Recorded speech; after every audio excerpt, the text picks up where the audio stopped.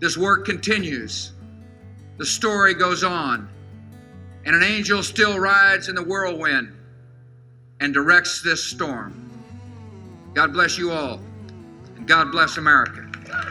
When a founding father of America says an angel rides in the storm over America's founding, it is not a coincidence.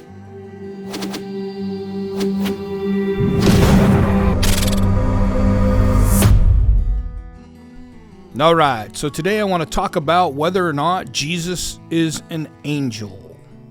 He's getting ready to lead the Israelites into the promised land, exactly the land that God promised them. And this commander, this angel actually is Jesus. This angel actually is Jesus.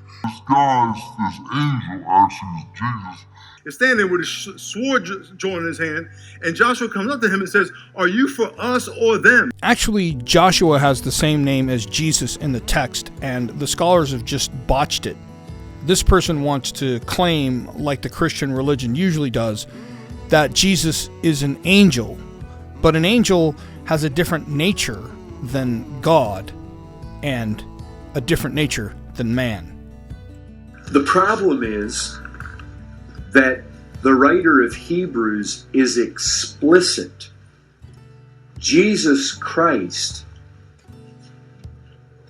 came in the likeness of the offspring of Abraham, not in the image of an angel.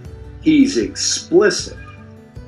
If man is created in the image of both God and angels, then for Christ to come as a man would have required that he come as an angel image bearer. And yet Scripture is very distinct that that is not the case. Now, what's interesting here is that Tim is a Trinitarian, but he doesn't agree with this idea that Jesus can be an angel, which just goes to show you that the Trinitarians don't agree on their own doctrine. And when a Christian has a mystical experience, he's going to interpret that as the light of the Christian God, the one in the Bible. It's going to be Jesus. It's going to be an angel or something like this. Now, if you want to say that Jesus is an angel in the sense of being a messenger of God the Father, this would fundamentally be accurate. But if you say Jesus is an angel, and you are also a typical tradition-following Trinitarian, then while you think you believe Jesus has two natures, the hypostatic union of duality, you are actually adding air to air, whereas your faith says Jesus has three natures: man, angel, and God, which is a lie from the pit of Satan's belly. This angel actually is Jesus.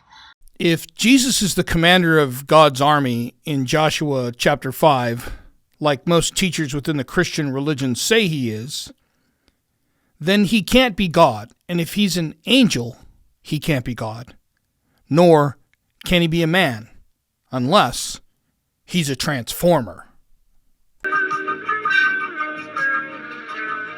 Transformers, more than meets the eye. Autobots waste their battle to destroy the evil forces of the Decepticons.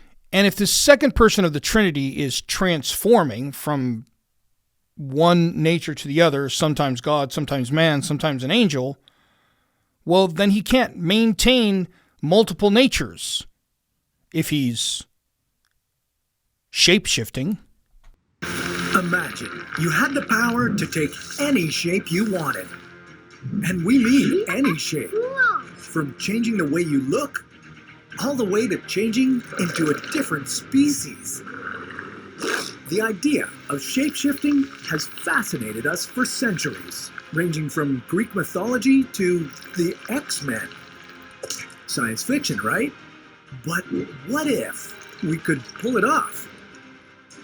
How could you get your body to shapeshift? And once you did, would you use your powers for good or evil?